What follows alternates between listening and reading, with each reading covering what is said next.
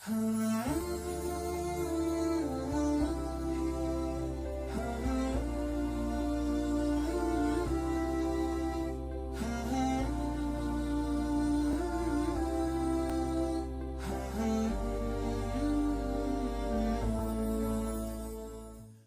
الله والحمد لله والصلاة والسلام على رسول الله أما بعد السلام عليكم ورحمة الله وبركاته. Baya biz qanday sabaq o'tdik ele? Eng жақсы адамдарды өттік ele. Eminki azırkı sabağımız eng жақсы амалдар. Baya biz sabaq o'tdik ele eng жақсы адамдар деп. Şunday bu? Hazır eng жақсы амалдар. Biz adamlardan içinen en mıhtısı kimdir ekenin bildik. Emi amallardan içinen biz kılıçı amallar, biz kılıçı ibadatlardan içinen Allah Teala'ga en süyüktüğüsü, en jağımdığısı kaysıl amal eken. Şöyle biri bet öyle. Biz kaysıl amaldı kılıp atamız. Balkim bir amal dep Allah'a taptakır jakpagan bir amaldı jasap atkandır biz. Kuday saktasın. Allah Teala'ga en jağımdığı amalların birin Ebu Zer Allah'ından razı olsun. Abu Zer degen sahaba mintib aytadi. Sa'altun nabiyya sallallahu aleyhi ve sellem. Eyyul amel afdal. O Allah'tan elçisi. Biz jasagan amallardan içinden Allah Teala'ga en jağımdысы.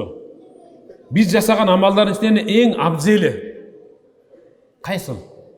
Abzel degen söz düşünөсүздөр да. En mıhtısı, en жақсысы. Qatar ilinip turgan içinden kostyumшымды таңдадыңар. Бирөө бир өңдү таңдады, бирөө бир өңдү таңдады. Бирок баалары ар кандай. Ошонун ичинен азыркы учурда саркеч болуп аткан материалдын дагы мисалы сапаты мыкты экен, сатуучу келип туруп, эң абзели, эң мыктысы ушул. Ар бир адам табитине жараша тандайт да. А бирок сатуучу билет алып, тандап аткан адамдын табиятын дагы өзünün сатып аткан кийиминин материалын, сапатын эң абзел ушул деди. Демек ал мага жарашат. Акчасы да кымбат, сапаттуу, көпкө чыдайт. Абзел деп ушуну айтат. Эң абзели. Биз жасаган амалдардын ичинен эң абзели Аллах Таалага жагымдысы кайсыл деди эле? Пайгамбар айтты. Иманун биллах. Аллах Таалага иман келтирүү. Кагылайындар. Бұл сөз көңдөйчө ооздон жеңил болуп чыкканы менен иманун биллах Аллах Таалага иман келтирүү бул ибадаттардын тучокусу. Аллах Таалага иман келтирүү. Түшүнүп атасыңарбы? Аллах Тааланын бир анан бар экенине чын жүрөктөн ишенип ынануу, иман келтирүү бул амалдардын энеси бул. Шуну бир билгиле. Имансыз амал кабыл болбойт. Ошон үчүн пайгамбар мындай деген да: "Ла тадхулунал жанната хатта ту'мину." Силер толық кандуу муъмин болмойынча, иманга келмейинче силер бейишке кире албайсыңар деген. Бейишке кириш үчүн эмне шарт экен? Иман болуш керек. Имандуу болмойынча биз бейишке кире албайбыз. Бейишке муъмин кирет, имандуу кирет. Бейишке кафир кирбейт. Бейишке мусулман кирет. Бирок тозокто да азапталат мусулман, Кудай сактасын. Күнөөсүнүн өлчөмүнчө азапталат. А бирок муъмин ал бейишке кирет. Ошон үчүн пайгамбарыбыз ла тадхулунал жанната хатта ту'мину. Толук кандуу имандуу болмойынча силер бейишке кире албайсыңар деди.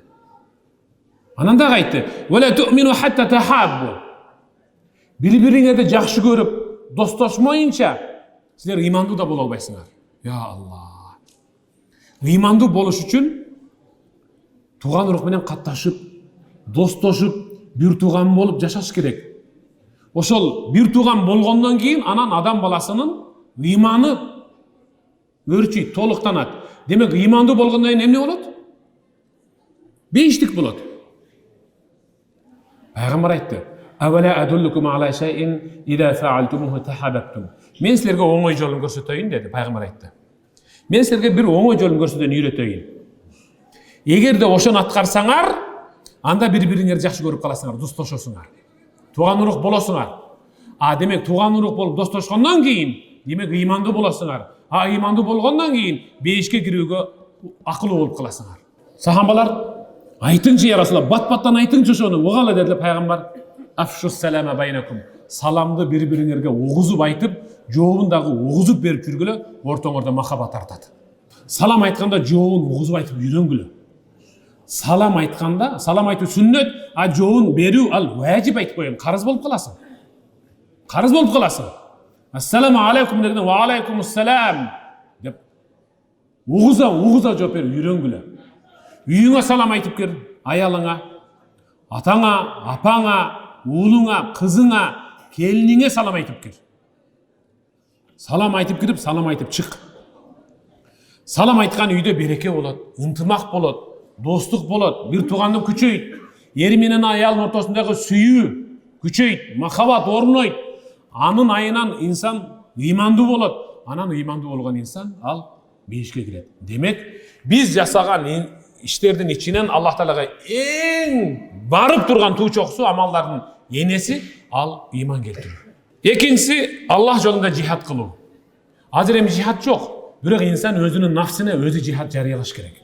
Өзүнүн нафсине, өзүнүн арам оюна, өзүнүн эки жүздүүлүгүнө, өзүнүн кара ниеттүүлүгүнө, өзүнүн балет иштерине жихад жарыяласа, ушул эң мыкты иш.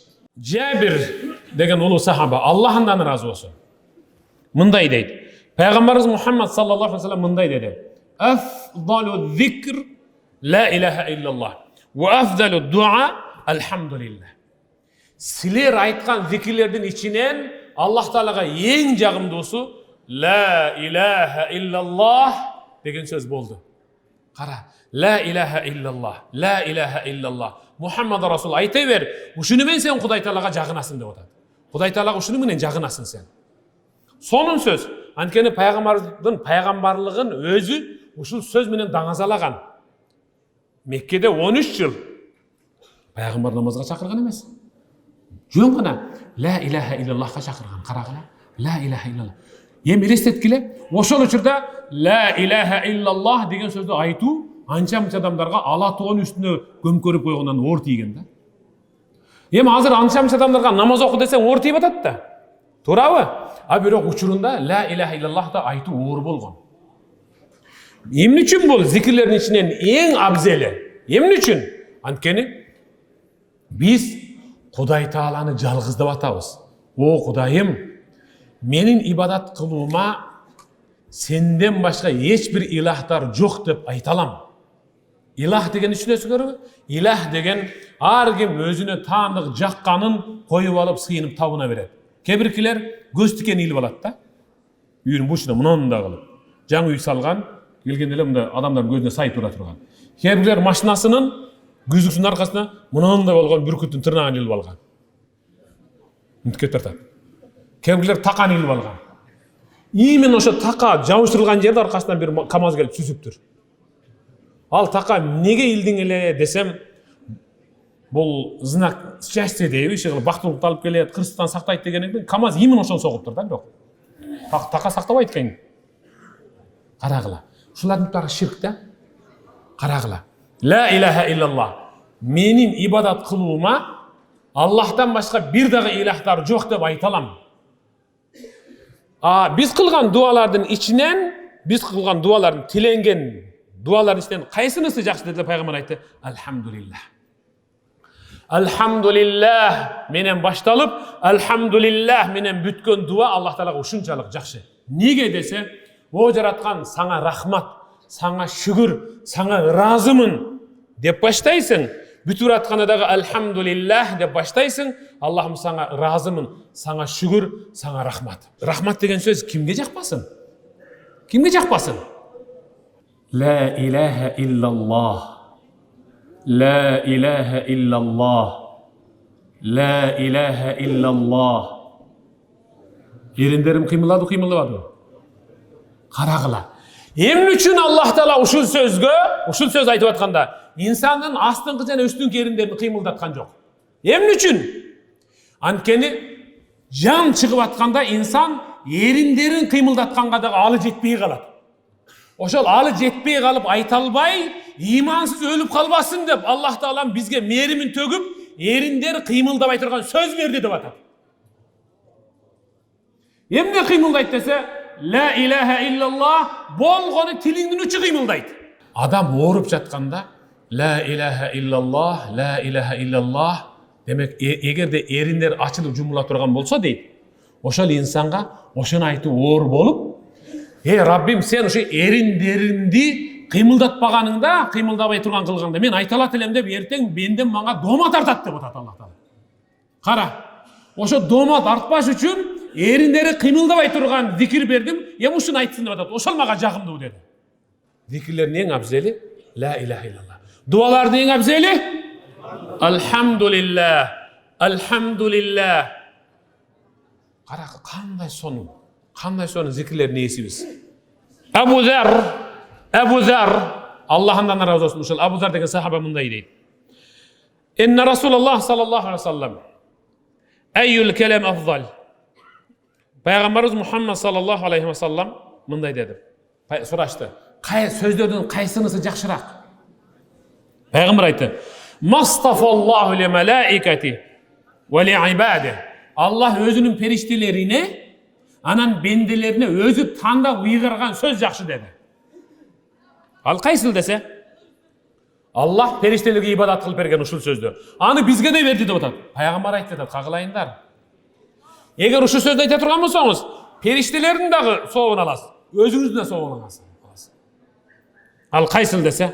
Subhanallahi ve bihamdi. Kana kaytalayınçı? Maşallah. Öte oğun sözlerdi ürettiler karan. Subhanallahi ve bihamdi. Allah Teala'ga en süyüktü bolğun sözlerden biri uşul. Subhanallahi ve bihamdi. Subhanallahi ve bihamdi. Oşondan Peygamberimiz kelimeten hafifeten alel lisan. Habibatan ilar rahman ve thaqilatan fil mizan. Eki söz var. Tilge uşunçalık jеңil, hiç kim tüyüşük tartpaydı. Biroq Allah Teala'ga uşunçalık süykümdü, eң negizgisi kıyamatdagı amal tarazasında bolup görübөгөндөй salmak basat. Kaysıl dediler? Peygamber aytdı. Subhanallahi ve bihamdih. Subhanallahil azim. Maşallah. Allah Teala'ga eң süykümdü. Uşun menen jagınabız da Huday Teala'ga. Jündüb degen sahabadan Allah mandan razı olsun. Peygamberimiz Muhammed sallallahu aleyhi ve sellem bunday dedi. Ahabbul kelam ilallah. Sözlerden içinden Allah Teala'ga en süyüktüsü, en jakşıragı törtü. Subhanallah, velhamdülillah, ve la ilahe illallah, vallahu akbar. La yadurruk bi eyyihinne beda'ta. Kalagan jerinden başlayıver. Baş uşulle, ayak bulle, deve de otat. Subhanallah, velhamdülillah, ve la ilahe illallah, vallahu akbar. Kalagan jerinden başlayıver. Men aytkanda kılıp öyle, Peygamber aytkanday ayta albadım da dep özündü jebe dep atat. Allahu akbar, la ilahe illallah, alhamdulillah, subhanallah dep ayağından başlasaң da bolaveret dep atat. Bunu sizler jakşı bilesizler. Demek uşunu menen Allah Teala'ga jagınabız. Biz aytıp atkan zikirler içinden, sözler içinden Allah Teala'ga eң jagımdысы uşul. Abu Hurayra, ondan Allah razı olsun. Peygamberimiz Muhammed sallallahu aleyhi ve sellem mınday dedi. Men qala la ilahe illallah vahdehu la şerike leh. Lehul mulk ve lehul hamd. Ve huve ala kulli şeyin kadir. Fi yevmin mi'ete marra kânet lehu idlu 10 riqab. Kim bir günde la ilahe illallah vahdehu la şerike leh. Lehul mulk ve lehul hamd. Ve huve ala kulli şeyin kadir. Bir günde 100 yol aytsa, eseptep 100 yol aytsa, anın paydasına Allah Teala'm 10 kuldu satıp alıp azat kılıp yürügendin soğun beredi. Biz emi hazır kul eleşülük doğruda yaşabayız da. Oşondan anın rahatını da bilbeyiz. Anın tüyüşügünü de bilbeyiz. Kuldun bağısını da bilbeyiz da. Kuldun bağısı kımmat bolğanda, öte kımmat bolğan. Satıp alıp durup. Jaşınaka ile bir bala turat da. Satıp alıp durup, barkete bir. Barket ket dep. Jaman uğurda bulçu. Satıp algandan keyin özü işletkin gelet. Ve mına kaktı çıkar şey. Dep koyup çalkanca jasan kanday rahat. Kim uşul sözde 100 yol aytsa deydi. 10 kuldu satıp alıp ebegeysiz çoğun bağa azat kılıp yürügeni soğun alat da. Emi çoğun akça da çoğun summa. Hazır mınday. Jakşı toğuklar, korozlar çıkıp kalıp duruğa. Korozdun toğukunda jakşı soğulat eken da. Toğuk mey degen mene jakşı soğulat eken anı dileme. Paradis deydi ha bunda. Бүркүт кошоп тура тургандар бар беш айтып. Бирөөнүн ошондой тогунан бирөө күчө өлүп калыптыр. Экинчи өлүп калды. Эле дейт да. Не болду экен десем, 3 өлүп калыптыр. 3 тогуна үшкүрүнүп аткандан кийин кул калганды үшкүрүнбөйсүң сен.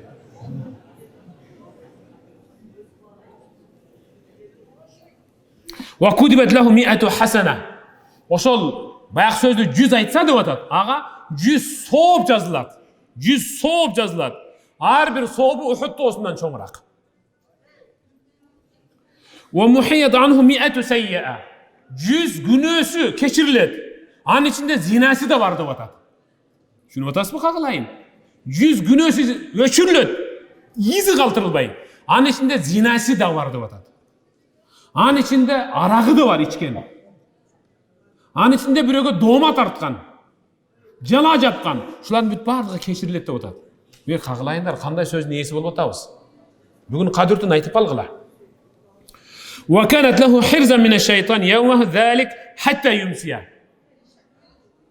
Ошол күнү таң атса, таң атканда айтса, кечке чейин, кечке айтса, таңга чейин ушул сөз шайтанды ага жолотпой коргон чеп болуп турат. Шайтан кире албайт ага, келе албайт. ولم يأت أحد أفضل مما جاء به إلا أحد عمل أكثر من ذلك. Ушул сөз айткандан мыктыраак амал менен эч ким Аллага жолуга албайт. Бирок кимдир бирөө андан 102, 103 айтып койсо, ал мыктыраак болот деп атат кайра. Түшүндүңүзбү? Сиз 100 айтып койдуңуз, мынтип турасыз да теңселип. Биз 100 айтып койдук эми деп мынтип. А бирок биякта бирөө 102 айтып коюптур да, ал сизден жакшыраак деп атат. Ошол себептен көбөйтө бериш керек да. 100 айтып 100 деген экен, 100 айтып деген болот эми бияк дебей. ومن قال سبحان الله وبحمده في يوم 100 مرة حطت خطاياه ولو كانت مثل زبد البحر. Kim Subhanallah ve bihamdih, Subhanallah ve bihamdih деген сөздү 100 жыл айтса, анын күнөөлөрү океандын көбүгүндөй чоң болсо да, көп болсо да, бирөөсүн калтырбай Аллах Таала кечирет dedi. Мен матростардан сурадым. Океандын көбүн көргөнсүң десем, көргөм dedi бирөөсү. Бирөөсү айтты, көрбөдүм dedi. Анан өзүм издеп жүрүп көрдүм. Океандын сыртына, жээкке чыгып калган көбүгү эң бийик жери 5 кабат үйдөн бийик болот экен. Жегине чыгарып коет экен. Узундугу 70 чакырымга чейин, 80 чакырымга чейин көбүк чыгарат экен. Сенин күнөөң дейт, ошондой жана андан көп болсо дагы, ушул Субханаллахи ва бихамдих, Субханаллахи ва бихамдих 100 жыл айтсаң, болду, ошо күнөөдөн кутуласың деп атат да. Оңой да мисалы, жеңил. Бул зикрлерди айтыш үчүн кыбланы карап жүздөнбөйсүз. Чөктүшүп отурбайсыз, дарат албайсыз, жамбаштагы намалдарды да айта бересиз. Абу Хурайра риваят кылып атат. Аллахымдан разы болсун. Амалдардын эң жакшысы. Кала Расулуллах саллаллаху алейхи ва саллям, пайгамбарыбыз айтты: "Мен кала хина юсбих ва хина юмси. Субханаллахи ва бихамди 100 марра, лам яти ахадун йавм ал-қияма би афдала мимма жаа илля ахадун кала мисла ма кал ау зада алей." Kim Subhanallah ve bihamdih, Subhanallah ve bihamdih деген сөздү 100 жыл айтса, өзү Алланын алдында кыяматта мындан абзел адам жок. Бирок кимдир бирөө мындан көбүрөөк айтып койсо, ошол мындан озуп кетет деп атат кара. Ошол себептен көбүрөөк айта бериш керек. Көбүрөөк айта бериш керек. Абу Хурайра риваят кылып атат. Аллахымдан разы болсун. Пайгамбарыбыз Мухаммад саллаллаху алейхи ва саллям мындай деди: "Ал-иман бид'ун ва саб'уна ау бид'ун ва ситтуна шу'ба." Иман деген ал 70-тен ашып 80-ге чукулдаган бутактары бар дарак сыяктуу. Бир дарак бар, иман деген анын 70-тен көбүрөөк 80-ге чукулдап барган бутактары бар эсептегенде. Ошол бутактардын эң мыктысы, Кудай Таалага эң жагымдуусу каулу ла илаха иллаллах деген сөз, карагыла. Ошол бутактардын эң бийиги дейт, тике өскөнү, эң мөмөлүүсү, бардык адам суктанып тиктей турганы, эң кымбаты ла илаха иллаллах деди. А бирок жерге эң жакыны, эң төмөнү, адамдар асылып, көлөкөлөп, кармап, сындырып, тиш чукур кыла турганы, камчы сап кыла турганы, кетме сап кыла турганы кайсыл десе, имататул ада ани тарих. Адамдарга зыян берген, зыяндуу нерсени жолдон обочолонтуп коюу, бул имандын эң адамдарға жақын бұтағының бірі. Ең жақын бұтағының бірі, қарағыла. Сәубән. Пайғамбарымыз Мұхаммад саллаллаху алейхи вассаламның дағы бір қызматкері. Сәубән деген, аны жақсы білесіздер. Пайғамбарымыздан риwayat қылып жатады. Пайғамбарымыз Мұхаммад саллаллаху алейхи вассалам: "Афдалу динарин юнфиқуху ар-раджул. Динарун юнфиқуху аля аялихи, ва динарун юнфиқуху аля фараси фи сабилиллах, ва динарун юнфиқуху аля асхабихи фи сабилиллах." Аллаху акбар. Сілердің чөнтөңөрдөгү, капчыгыңардағы өзүңөр жыйнап тапкан, чогулткан акчаңардын ичинен Аллах Таалага сүйүктүүрөгү ушулар деди. Бир акча бар. Бала бакыраңа сарптасаң, кийимине, дарысына, мектебине, китебине, тамагына, айтор сарптасаң, Аллах Таалага жагымдуу акча ушул. Сен аны балдарыңды, бул акчаны сарптоо менен балдарыңды арамдан тостуң. Анықтан келіншеңер жолық десе аны алып бергіле, кийим десе аны алып бергіле, байпақ десе аны алып бер. Демек, өзін кимдир бирөөдөн кемсин түйдөн ал кутулду. Тигинин байпагы бар эле, менин байпагым жок дегенден кутулду. Ушуну менен кимдир бирөөгө тамшантпай аны сактап калдым. Экинчи акча, Аллах Таалага эң сүйкүмдүү акча кайсыл десе, динарун юнфиқу аля фараси фи сабилиллах. Алланын жолунда багып таптап койгон, атына жумшаган, жем алып берген, чөп алып берген, су алып берген акча атына. Азыр эми шаарда балконда жашагандерге каякта ат болсун мисалы. Өзүңдүн машинаң бар, темир тулпарың. Ошого жакшына кая кылып жуудуң, оңдодуң, майын алмаштырдың, жакшы жака дааватка чыгып атасың мисалы, ата-энеңе зыярат кыласың, досторуңа зыярат кыласың, үй бүлөң менен барчу жериңе барасың. Ал эми Аллах Таалага сүйкүмдүү акчанын үчүнчүсү кайсыл десе, динарун юнфиқуху аля асхабихи фи сабилиллах. Алланын жолунда достошкон досторуна сарптаган акча Аллага сүйүктүү деп атат. Карагыла. Досуңарга мисалы телефондон бирдик жөнөтүп койдуң. Менден деп 100 сом, 200 сом. Каякта калбаган 200 сом. Жөнөтүп койдуңар болду. Абдуллах ибн Мас'уд, Аллах мындан разы болсун. Bir kişi peygamberden soradı. O Allah'ın elçisi. Eyyül a'mal afdal. Biz жасаган амалдардын ичинен Аллах Таалага эң сүйүктүүсү кайсыл деди. Пейгамбер айтты. Амалдардын ичинен Аллах Таалага эң сүйүктүүсү ас-салату ли вактиха, 5 убакыт намазды өз учурунда тургузуу деди. 5 убакыт намазды өз учурунда тургузуу кагылайындар. Мына азыр ачкабыз. Ифтар болуп атат. Саатыңыз чык 20 секунд калды. Дуаны дагы талкалап атасыз. Кыскартып жана башка дегенде жыбы деп өтүп кетип атасың мисалы. Мисалы да, ушунда анткени тамакка зарсың да, ошондо бирөө келип туруп, такса токтоп туруң. Бул ката саат. 1 сааттан ачабыз десе баягы мындай тиктесиң, эмне деп атасың? Мен ушу мезгилде ачат элем, сен эмне деп атасың? Урушуп кете жаздайсың да. Туурабы? Убакыт жылды деп койсоң баягы жерде жаман маселе. Качан жылды дейсиң да баягы. Демек, ар бир нерсенин өзүнүн учурунда жасалган иш Аллах Таалага сүйүктүү. Демек, багымдатты өзүнүн учурунда окуу, ал Аллах Таалага сүйүктүү. Багымдат өзүнө. Бүгүн достор багымдат 9,5 жылды. Десең эч ким ишенбейт да. Эч ким ишенбейт да. Анткени ар бир намаз өзүнүн убакытка бекитилген Кур'ан аят менен. Дал ошол сыяктуу сухур да өзүнүн убактысында, ифтар да өзүнүн убактысында. Тамагыбызды бир күндө 3 жолу жеген. Абет мындайраак кетпесе, эмне болду керей? Барсыңарбы деп эле киресиң го мисалы. Кичине кечигип кетсе. Демек намазды эч качан убагынан өткөрбөдү. О Аллахтын элчиси. Макул, намазды өз дурусунда тикелеп тургузуу ал Аллах Таалага сүйүктүү иш болсо, ошого дагы сооп жагынан тең келген ибадат барбы деди. Кара. Ошого дагы сооп жагынан тең келген ибадат барбы? Мен намаз өз учурунда тикелеп тургузганга толук мүмкүнчүлүгүм бар. Дагы башкасы барбы жасайын деди пайгамбар эмне деди? Биррул валидейн, ата-энеңе кызмат кыл деди. Аллаху акбар. Ата-энеге кызмат кылуу багымдатын сообу менен бирдей да кагылай. Шуну бир билгин. Ата-эненин алкышын алуу 5-тин сообу менен бирдей. Ата-эненин ыраазычылыгын алуу асырдын сообу менен бирдей. Аны сүйүнтүү шамдын убагы менен бирдей. Аны ыраазы кылуу куптануу сообу менен бирдей да карагыла. Азыр канчаларыбыз отурабыз кагылайындар. Ошол мүмкүнчүлүк анча адамдарда жок да азыр мисалы. Барып кызмат кылайын, барып кичине массаж кылып берейин, барып башына жоолук салып коеюн, калпак кийгизип коеюн десе жок да.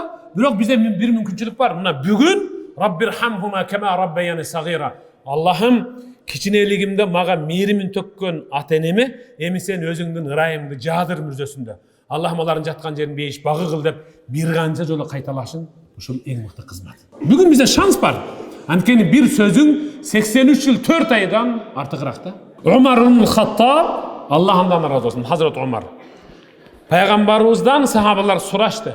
Айюл а'мал афдал? О Аллахтын элчиси, биз жасаган амалдардын ичинен кайсынысы Аллах Таалага сүйкүмдүүрөөк, абзелирээк деди эле пайгамбар айтты. Идхалу сурур алал муъмин. Момун мусулмандын жүрөгүнө сүйүнүч тартуулоо ушул жакшы деди. Момун мусулмандын жүрөгүнө сүйүнүч тартуулоо ушул жакшы деди. Субханаллах. Жөн эле саламатсыңарбы, ассаламу алейкум, амансыңарбы, барсыңарбы, жол болсун. Иштеп жаткан адамга мисалы мына ылайчылап атканда, ассаламу алейкум, ишилгери болсун десең ал, жол болсун деп анан ушинтип бири-бири менен ушинтип салам алейк болуп бири-бирин кубаттай берет. Жакшы сөз жан эргитет. Демек ошонун жүрөгүнө кубаныч тартуулооңдун өзү сен жасаган иштердин ичинен Аллах Таалага эң сүйкүмдүүсү ушул. Жөн эле ушул ооздун жели да. Мисалы ашба'да жауата, ау касаута аурата, ау кадайта лаху хажа. Момун мусулманды кантип сүйүнтөсүң деди. Курсагын тойгозуп кой, чаңкап суусап турса суу берип кой, же кийими жыртык болсо бүтүндөп кой деди. Мынеке болду. Эски кийимиңер бар, аны силер кийбейсиңер. Алып келип берип кой бирөөгө, кийсин. Ал үчүн ал жаңы көйнөк. Силердин үйүңөрдө нан катып калды. Чын, нан катып калды. Бирок ал бирөөгө чындап эле кымбат нан да. Чын. Ошону алып келип берип кой бир жерге. Аны жугунду кылып бир жерге төкпөй. Абу Хурайра андан Аллахым разы болсун. Пайгамбарыбыз Мухаммад саллаллаху алейхи ва саллам салатул жамаа афдал мин салати ахадикум вахда би 25 жуз'a садака Расулуллах. Силердин жамаат менен окуган бир намазыңар бир кишинин жалгыз окуган 25 намазынан артыгыраак турат деди. Ана бир киши багымдатты жалгыз 25 жолу окуп тур, а сен ошол намазды бир эле жолу жамаат менен окугансың, ал андан 25 эсе жогору турат деп атат. 25 даража. Кара, ал өзү жалгыз окуду, мына жерде турат, эң төмөндө. Сен жамаат менен окудуң, 25 даража бийик турасың. Дагы окудуң 25 даража пешин. Дагы 20 көтөрүлүп кеттиң. Ал үйүндө окуп атат 1 2 3 4 5. А сен ар бир окусаң 25 бакана 25 тепкич өйдө кетип бартасың да. Ар бир намазыңа жамаат менен окусаң. Жабир Аллахтан разы болсун. Пайгамбардан сурашты. Айюс салах афдал? О Аллахтын элчиси, кайсыл намаз жакшы деди. Кайсыл намаз жакшы? Биздин окуп жаткан намаздарыбыз ичинен Аллах Таалага эң сүйкүмдүүсү жакшыраак кайсыл дедилер. Пайгамбар айтты. Тулул кунут. Кыям узун болсун деди. Кыям тик туруу узун болсун деди. Кыраат менен. Түшүнүп атасыздарбы? Кыям Аллаху акбар дегенден алхамдулилlah окулат, андан кийин сүрө узун окулсун. Ушул намаз Аллах Таалага эң сүйкүмдүү. Неге айткылачы? Неге? Анткени мынтип турабыз да мынеке, кол кошуруп мынеке. Ушинтип турабыз да мынеке. Эч жак тиктебейсиң да? Эч ушинтип турасың да? Бул кимдин турушу десе, бул кулдун турушу. Бул кулдун турушу. Бул күнөөкөр, күнөөлүү, муктаждын турушу бул. Эми президенттин алдына барып, кандай? Дегин мен алат. Эки колун сындыра коет аркада. Мынтип тургун эле, мынтип тургун эле. Кандай анан деп путуңду кыймылдаткын эле? Арабада чыгасың. Мынтип тургун эле. Кандай анан? Иштер болуп атабы? Дегин эмне болор экенсиң? Инсандан болгон бир жетекчинин алдында мынтип кол кошуп турасың. Алланын алдында албетте кол кошуп турасың да.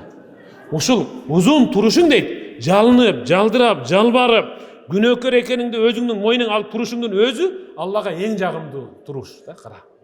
Азыр буйрса, мына сабактан кийин дагы суроо жооп кылып туруп, анан тахажжудту биз кыямул лайлды жамаат менен окуйбуз 2 рекет. Узун кылып. Чыдайбызбы? Абу Хурайра Аллах андан разы болсун. Пайгамбардан сурашты: "Айю салах афдал бa'дал мактуба?" farz namaz meneke bir gündögi 5 vakit farz namazdan keyinki Allah Taalaga jagımdуу kaysil namaz bar ошону окуйлу дешти сахабалар. Пайгамбар айтты: Afdalus sala ba'da salatul maktuba as-sala fi jawfil layl. 5 vakit namazdan tышкаркы Allah Taalaga эң жагымдуу намаз түндүн акыркы бөлүгүнө жакын намаз, азыр окула турган намаз. Азыр бираздан окуйбуз. Кара, Allah Taalaga эң жагымдуу намазды азыр окуйбуз. Daha surashti. As-siyam ve ayyu siyam afdal ba'da shahr Ramazan. O Allah'ın elçisi. Gıyık Ramazan ayının orosası bütkөндөн keyin Allah Taalaga эң жагымдуу орозо кайсыл dedi. Ошону кармайын dediler. Пайгамбар айтты: "Siyamu shahrullahil muharram." Muharram ayında tutulgan orozо. Meyli bir gündük, meyli 2 gün tutas, meyli 3 gün, meyli 10 gün tutas. Bирок ошол Allah Taalaga эң жагымдуу. Abu Hurayra rivayet kıldı. Peygamberimiz Muhammed sallallahu aleyhi ve sellem mınday dedi: Salatun fi mescidi hada afdal min 1000 salatin fi ma sivahu illa al-mescidil haram. Peygamber aytты: "Menin muna mescidimde" dep Peygamber özünü mescidini görsetdi. "Menin muna mescidimde okulgan bir namaz bul 1000 namazga jüret" dedi. Bir bagımdatın 1000 bagımdatga jüret. Qarang, bir bagımdatın 1000 bagımdatga jüret. 5 vakt namazды imamga ıktagıl okusaң, demegende 54 yıl namaz okuganday bolasың. Бирок Ka'bada okılgan namaz mından da jakşırak dedi. Ka'bada okılgan bir namaz 100.000 namazga jüret. Eğer de imamın arkasından 5 vakt namazdı imamga uyup okusanız Ka'bada, anda 272 yıl namaz okugan bolasız. Qara, 272 yıl. Hazır mekendeşlerimiz, bizden ağa yeni musulman tuğanlarımız Ka'bada жүрүшөт, азыр ыйык намаздары акыркы 10 күндө барып алышып менен жыргып атышат. Ар бир намазы таравих, bir taravih 100.000 болот. 5 gün taravihke katışıp koysa 272 yıl taravih namazı okuyandın. Allahu akbar. Bir gündögi 5 vakt namaz bağımda 5'ini asır şam kuttanга imamga uyup okup koyup oturamasa bir gündögi namazı 272 yıl namaz okuyan menen birдей. Abu Hurayra, ondan Allah razı olsun. Peygamberimiz Muhammed sallallahu aleyhi ve sellem'e bir kişi geldi. Ya Resulallah, eyyü sadaka a'zam. Aytыңызчы, o Allah'ın elçisi. Biz bergen kayırımdуулуктардын içinden Allah Taalaga эң жагымдуусу, эң жакшысы кайсыл dedi. Peygamber aytты: "En tasaddaq ve ente sahihun shahihun takhshal faqr." Şunday kayırımdуулук жакшы. Densoğluğun çın. Özüңdө жок болуп турган мезгилде берсем эле кедей болуп өлүп калам деп аткан учурунда берген кайрымдуулугуң жакшы деп атат да. Кара, бай мезгилде бере бересиң да. Берип койчу анагы. Канча деп атат? 200. Берип кой. Берип бересиң. Өзүндө 200 сом бар да, бирөө келди. 200 сом керек болуп калды деген десин эмне дегенсиң? Жыр десин. Бирок ошол учурда дейт, ошо берип койсоң өзүңдө жок болуп калсаң коркуп аткан учурунда бергениң дейт. Allah'a en jagımdуу. Bирок biz bere albayбыз да, biz жаман коркобуз. Өзүңдө 200 сом сары 200 сом. Бирөө келди. Өтө зар, өлүп калам 200 бербесеңиз. Сөз бериң десең дагы, жы десең болду. 3 эле тамга. Жыл. Ал жылып кетет. Бирок ошону берип койсоң, эң сонун садака эле dedi да пайгамбар. Эң сонун садака эле. ولا تمهل حتى إذا بلغت الحلقم قلت لفلان كذا لفلان كذا وقد كان لفلان. Kıyaldan özünçö. Em kişine bayısam buyursa mınan mınday kılam. Anan tigini tigiге berem. Anan özüңdүн bir atың бар, аны буга берсем, bir туганма. Мына бакты буга берип койсом, анан тиги дей бербе деп атат. Учур келет, сен айтпасаң да ал баланчыныкы, бирөөнүкү. Sen mına canın kulkumga mına kekirteke gelgeni çeyin berip kal. Al uçurga gelgende la ilahe illallah aytasың mı je bak seniki deysiň mi dep atat. Berip kal oşol uçurda. Oşol kayırımdуулугуң Allah'ın aldığına egen jagımdууsu. Abu Musa al-Ash'ari Allah'ından razı olsun. Peygamberden suraştı. O Allah'ın elçisi. İslamdağı kaysıl iş jakşı. İslamdağı kaysıl iş jakşı. Mına biz musulmanbız. İslamda yaşap atabız. Kaysıl iş jakşı dedi. Peygamber aytты: "Men selimel muslimune min lisanih ve yadih." Musulmanlar anın kolundan ziyan, anın tilinden ziyan tartpasa, oşol ziyan berbegen musulman jakşı dedi. ошонун исламы жакшы, ошонун исламдагы тутунуп жаткан исламдагы ушул иши жакшы деди. Карагыла. Биз кимдир бирөөнү жамандабайлы, кимдир бирөөгө кол сунуп урбайлы жана жакасын жыртпайлы. Азыр ачыгын айтайын. Жашырганда не? Бирөөлөр бар. Бирөө үчүн иштеп атат азыр, чындап айтайын. Мардикер. Мардикерди билебизби? Мардикер жалданма кызматкер, мардикер. Иштейт, келип айтканыңды аткарат, нодемдер чейин каз дейсиз. Ал разы болобу, разы болбой, ал болду, биз сүйлөшкөнбүзбү, болду деп бересиң, байкуш кетет ошол. Анткени ал ошон менен жанбагат үй бүлөсүн. Бирок азыр бир байкуш бар. Бирөөгө Рамазанын сатып атат күнүгө. Байкуш өзү араң турат саарлыкка. Араң жеп туруп, ниет кылат дагы. Күгүмгө чейин ушинтип эптеп жетет ифтарга. Бирок ал бирөөгө орозо тутуп берет. Билесиңер ошону? Арабызда ошондой болуп калбасын. Бирөөнү жамандадыңбы, туткан кармаган орозоң ошого кетти. Кармаган орозоң ошого кетти. Банкрот деп ошону айтат. Банкроттор түргө бөлүнөт. Аңчы ит бар го? Охотничный баягы собака. Бар го собака? Ит. Ошол банкрот да. Ал өмүр бой банкрот ал. Анткени эси мындай ардырып таң деп атканда чырка барып тиштейт. Алып кел дейт, алып келет. Озон алып туруп мешикке салып коет. Ал вообще жинди банкрот ал. Ошондон нары жеп койбойбу келе сол. Накта банкрот ошол. Озундагы нерсени алдырып койду да. Инсан дагы деп атат. Орозосун кармап, намазын окуп, бирөөнү жамандаса, азыркы окуган багымдатын ошого өткөрүп берет. Азыр кармаган орозосун ошого өткөрүп берет дейт. Мындан өткөн банкрот барбы? Ошол себептен тилибиз менен, колубуз менен бирөөнү жамандабайлы, урбайлы, урушпайлы. Ошон үчүн айттым да баягы. Сөгүнгөн калдыбы, жамандаган калды, ушак айткан калдыбы деп айтып атпайынбы? Ислам алымдар айтат. Дуаук ливалидик фи салати таравих ва салати тахаджуд афдал бикатир мин ан тадбалаху 10 нияк. Тахаджудта же таравих намазда бүткөндөн кийин алаканыңды жайып туруп, ey Rabbim, атам менен апамдын күнөөсүн кечир. Rabbim, атам менен апамдын күнөөсүн кечир деп бир жолу сурайсыңбы, эки жолу сурайсыңбы, 3пү, 30 жолу сурайсыңбы? Ушу сураганың дейт. Ошол атаң менен апаңа арнап, элди чакырып, 10 төө сойгонуңдан артыгыраак деп атат. Мына ушу сурай албайбызбы? Бизди төрөттү, тарбиялады, мойнуна мингизди, жетеледи, басканды үйрөттү, бастырды, окуганды үйрөттү, сүйлөгөндү үйрөттү, жетелеп жүрүп. Өзүрү кара жер жаман жатып калды. Биз эми сүйлөп алгандан кийин, басып алгандан кийин, эмне үчүн ата-энебизге бүгүн ушу тахажжуд намазында дуа кыла албайбыз? Rabbim, ата-энемдин күнөөсүн кечир деп неге айта албайбыз? Ушул айтышың дейт, ушинтип айтышың. Алланын жолунда 10 багылган төнү сатып алып, союп, этин элге таркатканыңдан ушул кылган дуаң артыгыраак деп атат. Бүгүн ошондой түндө турабыз, кагылайындар. Кара, биз жасаган амалдардын ичинен эң жакшысы. Фудайль ибн Ияд, Аллах өз мээримин алсын, табиин. Ра'a валадаху ва хува ямсах каффатал мизан битарафи сауби.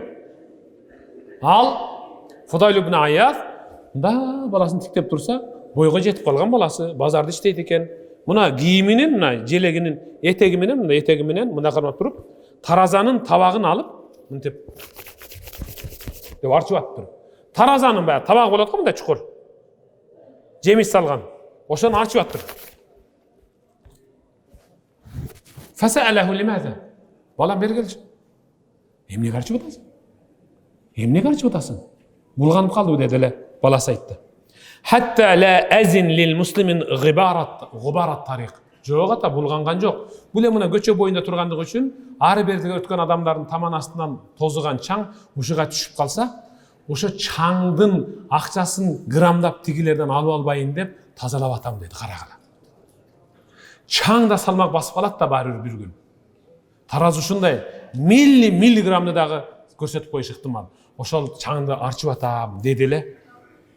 Фабакал Фудайль ибн Ияд ыйлады дагы. Мынтей. Инна амалак хада я бунай инда афдал мин хаджатайн ва 20 умра.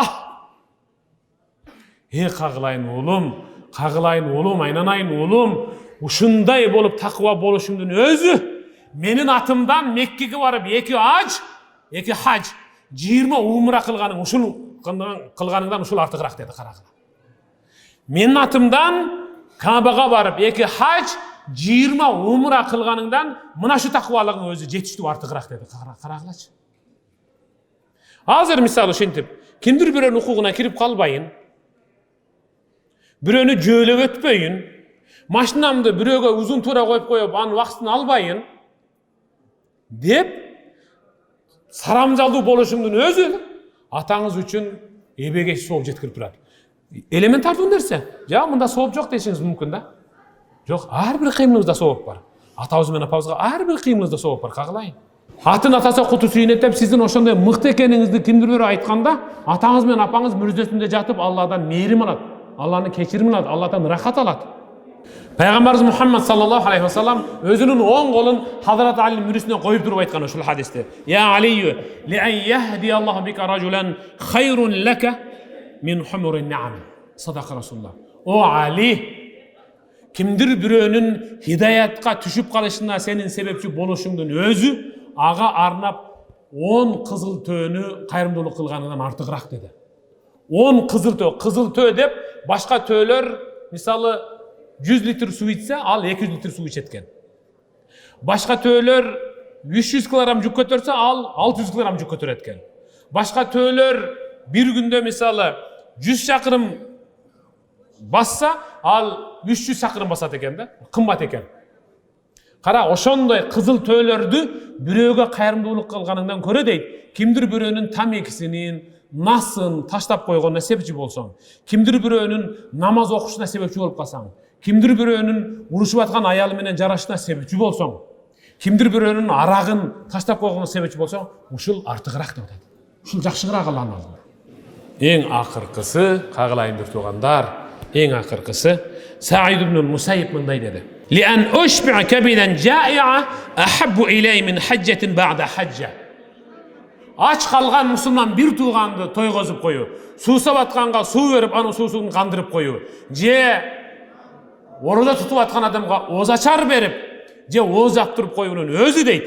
Мен үчүн ушундай кылышымдын өзү хаж артынан Кабага барып хаж кылгандан көрө мен ач карынды тойгозгонум артыгыраак деп атат да.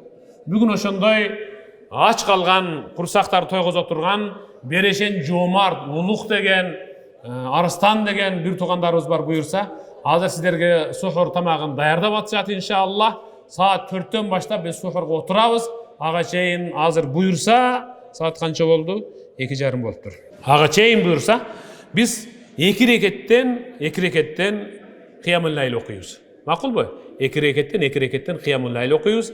Андан кийин да белектерибиз бар. Ага чейин мен могу жерде окулган эмне дейт? Алтынбек кызы Айжамал жакын арадан бери талма оорусу менен жабыркап, барбаган жерибиз калган жок. Ушул оорусунан сакайып кетишине дуба кылып коюңуздарды суранабыз. Аллах таала шифа берсин. Шарып кызы Мира ооруп атат, дуба кылып коюңузчу устаз дейт. Албетте дуба кылабыз иншалла.